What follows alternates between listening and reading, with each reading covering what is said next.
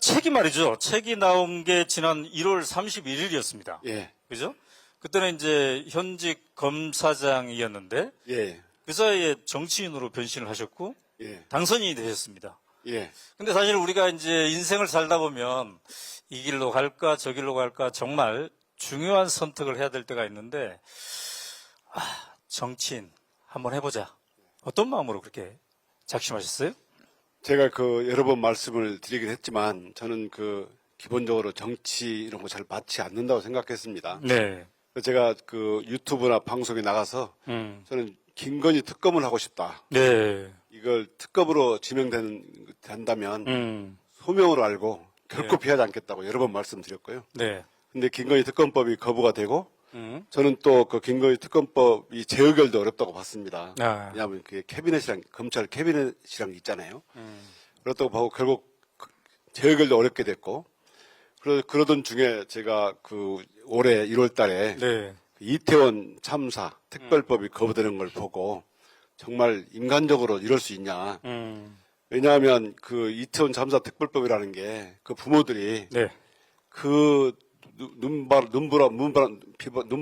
눈보라 속에서 오체 투지를 해가면서 제발 거부권 행사하지 말아달라고 네, 그렇게 애우는데 불구하고 그 부모들 마음이 그렇잖아요.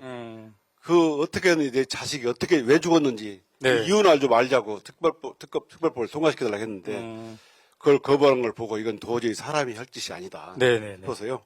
제가 특검도 하려는 그것도 안 됐고 그래서 입법으로 네. 어떻게 특검법이라도 만들어서 윤석열 정권 그다음에 이태원 사건의 진상을 네. 규명해서 사람의 사는 생활을 좀 만들어 보자. 정치에 가기로 결심을 하게 된 네. 계기가 됐습니다. 근데 이제 그렇게 했고 영입을 이제 제의를 받아서 들어갔습니다. 예. 근데 이렇게 또 전략공천 해준 줄 알았더니 경선하라고 하고 예. 그래서 이제 경선까지 치르고 예. 당선도 되고 그러셨는데 예. 자 해보니까 검사일 때와 정치인일 때 뭐가 제일 다른 것 같습니까? 예, 검사일 때하고 정치인은 천지 차이가 나는 것 같습니다. 마치 제가 이렇게 아래서 깨어나는 기분이라고 말씀드렸는데요. 네. 검사로 검사로 있으면 기본적으로 일방적으로 신문하고 네. 또 법정에 나가서 주장하는 거 이겁니다. 그런데 정치인은 주장과 신문과 네. 주장이 아니라 소통하고 토론하는 것이어야 돼요. 설득하고. 그래서 제가 정치를 해보니까 매일 아침 사람을 만나서 표 한 표 얻는다는 것이 사람의 마음을 얻는 거거든요. 네. 정말 악수하고 새벽부터 인사드리고 눈을 마주치고 진정성을 보여주지 않으면 한 표 얻기 어렵습니다. 네. 그래서 저는 검사로서 기본 자질이 소통과 그리고 토론이다. 네. 그것은 결국 가장 중요한 것이 역지사지 능력인데 결국 검사들이 역지사지 능력을 못한다. 네. 용산 대통령이 지금까지 정치를 못한다고 소문이 난 것도 정치를 못하고 있는 것도 네. 그리고 검사로서 때를 벗지 못한 거 아닌가. 그래서 정치를 못하고 소통도 못하고 네. 이런 결과가 온 게 아닌가 생각합니다. 자, 그런데 이제 정치는 이번 총선을 통해서 했지만 대중과 이렇게 한번 만나는 것, 직접적으로 대중과 소통하는 것은 작년 5월에 오마이 TV의 오연호가 묻다 코너에 이제 출연하면서 예, 예. 시작이 되었던 것 같습니다. 예. 그때 막 엄청 떨린다고 그때 그러셨는데 지금은 떨립니까 안 떨립니까? 지금도 떨립니다. 아 그래요? 이제 안 떨릴만 하게 됐는데. 제가 정치한 지가 네. 이제 석 달이 안 됐거든요. 아, 2달 한 20 며칠 됐는데요. 네네. 정치한다는 것, 대중 앞에 선다는 것은 되게 떨리고 힘든 일인 것 같습니다. 근데 오마이뉴스 나갈 때도 네. 처음이었고요. 네. 또 현직 검사장에 나간다는 것에 대해서 네. 외부의 비판도 있었지만 내부의 비판도 상당했습니다. 네. 한번 나갈 때마다 징계, 또 수사 이런 것이 막 들어오고 그래서 처음에는 되게 기도 많이 죽었고 네. 내 삶이 어떻게 될까 이런 고민을 많이 했기 때문에 좀 무서웠고요. 두려운 마음이 좀 있었지만 네.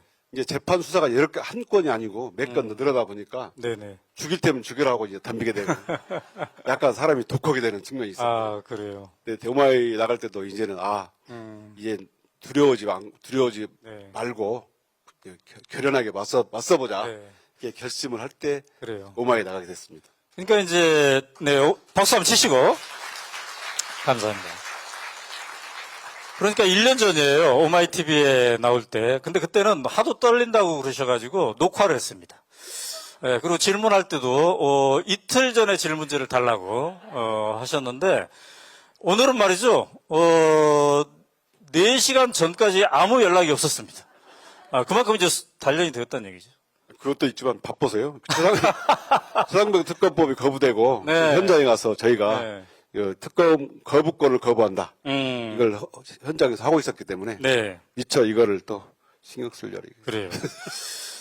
자, 이렇게 이제 정치인이 되어서 뒤늦게 우리가 북콘서트를 하는 이유도 그때 너무 정신이 없어가지고 이 의미로운 책이 세상에 나왔지만 함께 우리가 축하하는 자리를 마련했습니다. 그래서 이제 약간 지금 한갈 때잖아요. 공식적으로 지금 직업이 어떻게 됩니까, 그러면? 무직입니다. 무직이죠. 이제 5월 30일 날 개원하면은 국회의원이 되는 거군요. 예. 네.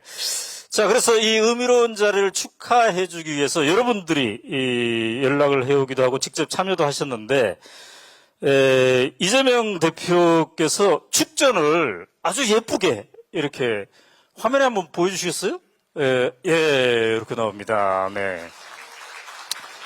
뭐, 글이 길지 않기 때문에 제가 한번 읽어보겠습니다.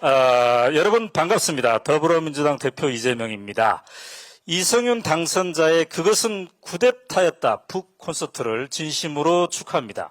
귀한 시간 함께해 주신 모든 분들께 감사드립니다. 이성윤 당선자는 국민의 검찰이라는 국민과의 약속을 지키기 위해 검찰의 명예를 지키기 위해 검찰 개혁에 앞장섰던 혁명가였습니다. 그것은 쿠데타에서는 검찰 개혁을 위한 노력과 실패한 이유, 그 안에서 검사장 이성윤의 고군분투를 서술하고 있습니다. 정치적 중립을 잃은 권력, 통제받지 않는 권력은 민주주의의 위협이 될 수 있다는 것을 우리는 경험하고 있습니다. 이것이 바로 반드시 검찰 개혁을 완수해야 하는 이유이자 더 나은 대한민국으로 나아가는 길이 될 것입니다. 다시 한번 이성윤 당선자의 북 콘서트를 축하드리며 검찰개혁 완수를 위한 희망의 불씨를 살려 국민과 함께 민주주의의 길, 정의의 길로 나아가겠습니다. 함께해 주신 모든 분들의 건승을 기원합니다. 감사합니다. 5월 21일 민주당 당대표 이재명. 네. 근데 말이죠. 보통 이 축전이 이렇게 길지 않는데 상당히 정성이 가득한. 원래는 나오셔야 되는데요. 나오신다고 했는데 했는데. 일정이 계시고 또 그래요. 상황이 또 비상 상황이라서 자, 제가 이거를 꼼꼼히 읽어봤는데 그 표현 중에 검찰 개혁에 앞장섰던 혁명가였습니다. 네, 이성윤 당선인을 혁명가라고 표현을 했는데 이 표현 어떻습니까? 네. 혁명가가 정확한 의미는 모르겠지만 저는 이렇게 생각합니다. 뭐 촛불혁명, 동학혁명처럼 기존 질서에 대해서 저항하고 네. 또 그런 질서를 허물어뜨리려는 사람 네. 이렇게 생각을 하는데요. 저는 검찰에 있을 때 두 가지 이 무도한 검찰 정권이 이대로 가서는 안 된다라고 네. 계속 주장을 했고 이걸 검찰 내부뿐만 아니고 검찰 외부에서 이렇게 주장을 했습니다.